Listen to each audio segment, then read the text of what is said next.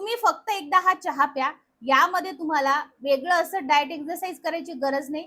तुमचा जो काही दुधाचा चहा आहे तो रिप्लेस करून फक्त एकदा तुमच्या डाएट मध्ये कमीत कमी 15 दिवस हा चहा इन्क्लूड करा.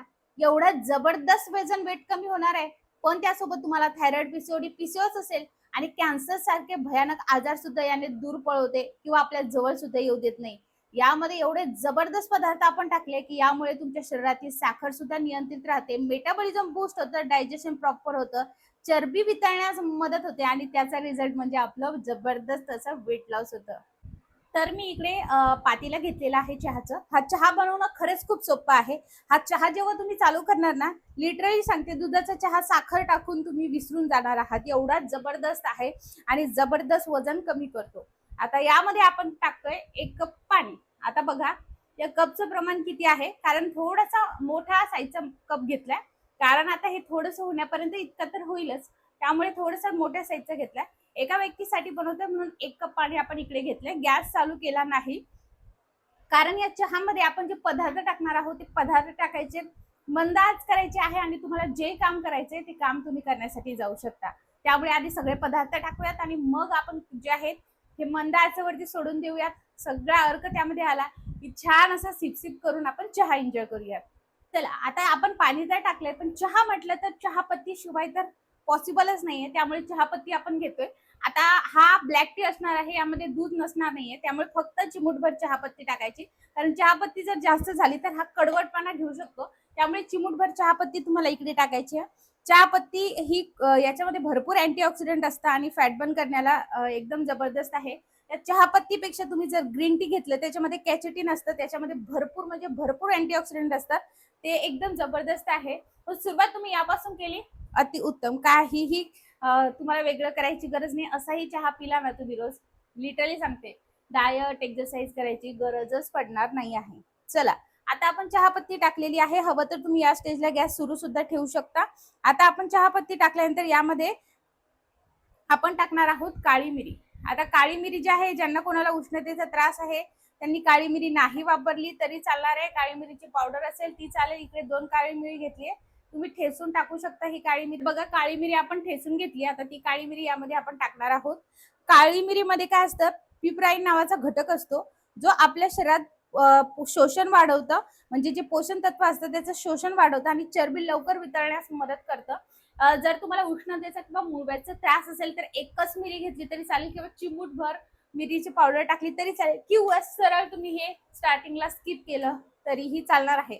पण जेव्हा तुम्ही हा व्हिडिओ हिवाळ्यात बघाल तेव्हा तुम्ही नक्की हे हिवाळ्यात काळी मिरी वापरली तर नक्कीच चालणार आहे, जास्त गरम पडणार नाही. त्यानंतर आपण टाकणार आहोत दालचिनी. एवढी दालचिनी टाकायची गरज नाही, अगदी थोडासा तुकडा आपण टाकणार आहोत. बघा, एवढा तुकडा सफिशियंट आहे दालचिनीचा. दालचिनी ही खूप खूप गरजेची आहे, कारण दालचिनी इन्सुलिनची पातळी नियंत्रित ठेवण्यास मदत करतं. आपल्याला जे वारंवार क्रेविंग होते ना गोड खाण्याची, ती कमी करण्यास मदत करतं, मेटाबॉलिझम वाढवतं आणि त्यामुळे आपलं वजन झपाट्यानं कमी होतं. त्यामुळे प्रत्येक याच्यामध्ये आपल्याला दालचिनीचा तुकडा टाकायचा आहे. वेट लॉसची पावडर मध्ये आपण टाकलेला आहे. तुम्ही कोणताही ड्रिंक बनवा, त्यामध्ये भले कोणते इन्ग्रेडियंट टाका नका टाकू, पण दालचिनी आवर्जून तुम्हाला टाकायची आहे. त्यानंतर सगळ्यात मेन इन्ग्रेडियंट तो म्हणजे चिमूटभर हळद. हळद जर तुमच्याकडे ओली हळद असेल तर एकदम बेस्ट, पण माझ्याकडे नाही आहे आता सध्या, त्यामुळे मी हळदीची पावडर सगळ्यांच्या घरी अवेलेबल असते, त्यामुळे आपण इकडे हळदीची पावडर घेतलेली आहे. हळदीमध्ये कुर्क्युमिन नावाचा घटक असतो, ते दाहक विरोधी म्हणजेच अँटी इन्फ्लेमेटरी त्यामध्ये गुणधर्म असतात. यामुळे पचनक्रिया सुधारतं आणि फॅट पेशींची वाढ रोखण्यास सुद्धा मदत करतं. तुमच्या शरीरावरती जर सूज झालेली असेल तर ती सूज कमी करण्याचं काम सुद्धा हे करतं. बऱ्याचदा असं असतं की आपलं वजन तर वाढलेलं असतं, पण भरपूर सूज असते आपल्या चेहऱ्यावरती किंवा ओव्हरऑल बॉडीवरती, ती कमी करण्याचं काम हे करतं. आणि जर का हा चहा उपाशी पोटी तुम्ही पिला तर तुम्हाला खूप जास्त याचा फायदा होतो. जसे की मोठे मोठे आजार, कॅन्सर हा जो काही आजार आहे तिथून तुम्ही लांब 100 पटीने लांब पळता. इतकं जबरदस्त असं काम हळद करत असते. त्यामुळे हळद तुम्ही प्रत्येक ड्रिंक मध्ये नक्कीच आवर्जून टाकू शकता.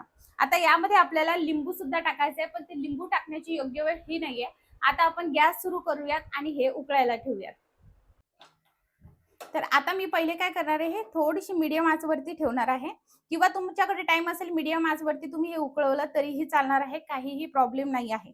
यामध्ये तुम्हाला जर वाटत असेल तुम्हाला साखर लागतेच, गोड लागतेच, तर तुम्ही या स्टेजला इथे गुळाचा खडा नक्की टाकू शकता. पण यामध्ये साखरचा वापर करू नका. बिलकुल साखरचा वापर करू नका. तुमच्या घरी जर गूळ नाहीये, मग मध आहे, तर मध केव्हा टाकायचं हे मी तुम्हाला समोर सांगते. आणि जर तुम्ही माझ्यासारखे आता या स्टेजला आला असाल, की तुम्हाला आता खरं तर साखरची वगैरे गरज नाहीये, असाही चहा खूप छान लागतो, तर तुम्ही बिनधास्तपणे याच्यामध्ये जा.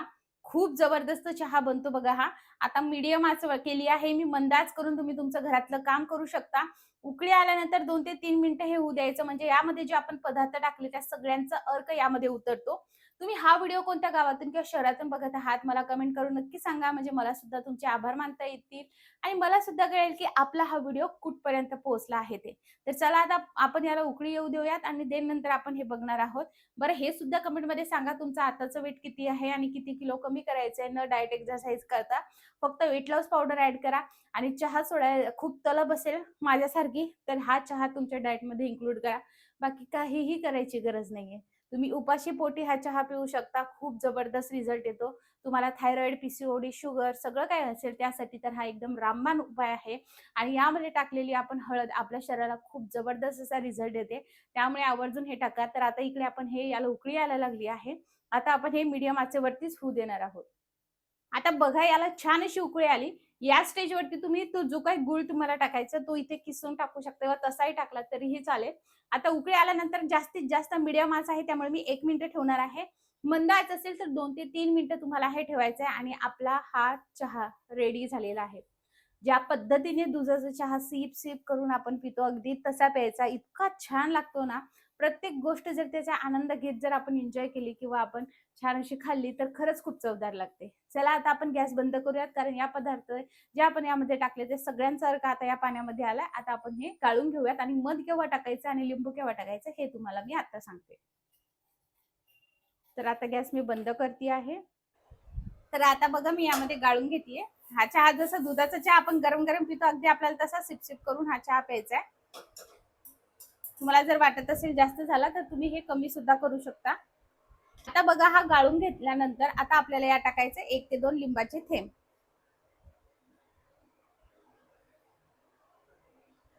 हे पहा आपण लिंबू टाकलंय आणि आता हे आपल्याला मिक्स करून घ्यायचंय. आता जर तुम्हाला यामध्ये टाकायचं आहे ते म्हणजे मध, तर आता हे खूप अति गरम आहे. मध टाकायचं असेल तर थोडंसं तुम्हाला हे कोमट होऊ द्यावं लागेल कारण मध एकदम अति गरम मध्ये टाकत नसतात, याची काळजी घ्या. आणि तुम्ही बघू शकता आपला चहा तयार झालेला आहे.